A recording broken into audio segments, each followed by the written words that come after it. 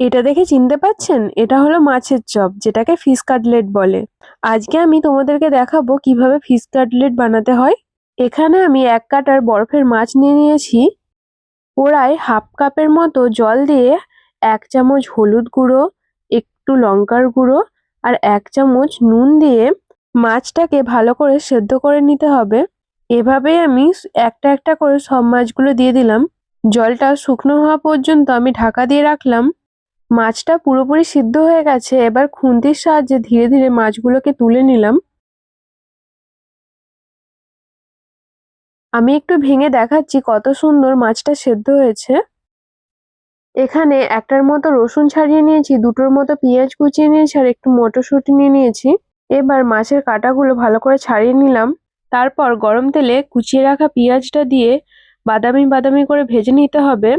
এবার এতে রসুন বাটা, আদা বাটা দিয়ে আরেকটু কষিয়ে নিলাম।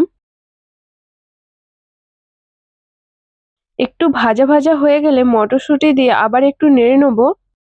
এবার হাফ চামচের মতো লঙ্কার গুঁড়ো, হাফ চামচের মতো হলুদ গুঁড়ো আর 1 চামচের মতো নুন দিয়ে ভালো করে নেড়ে নিতে হবে।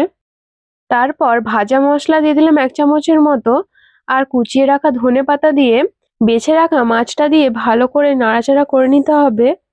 এর সাথে অল্প পরিমাণ টোস্ট গুঁড়ো মিশিয়ে দিলেই কাটলেটের মশলা একদম রেডি। তোমরা দেখতেই পাচ্ছ কত সুন্দর দেখতে হয়েছে। এবার একটা একটা শেপ দিয়ে দিচ্ছি। তোমাদের ইচ্ছে মতো তোমরা যে কোনো শেপ দিতে পারো। কোট করার জন্য 2 চামচের মতো কর্নফ্লাওয়ার আর একটু গোলমরিচের গুঁড়ো জলে মিশিয়ে নিতে হবে। এবার একটা একটা করে কর্নফ্লাওয়ারে ডুবিয়ে আবার টোস্ট গুঁড়োতে কোট করে নিলাম। এভাবেই তোমরা কোট করে নিতে পারো। প্রয়োজনে ডবল কোট করে নেবে, তাহলে খেতে খুব মুচমুচে হয়।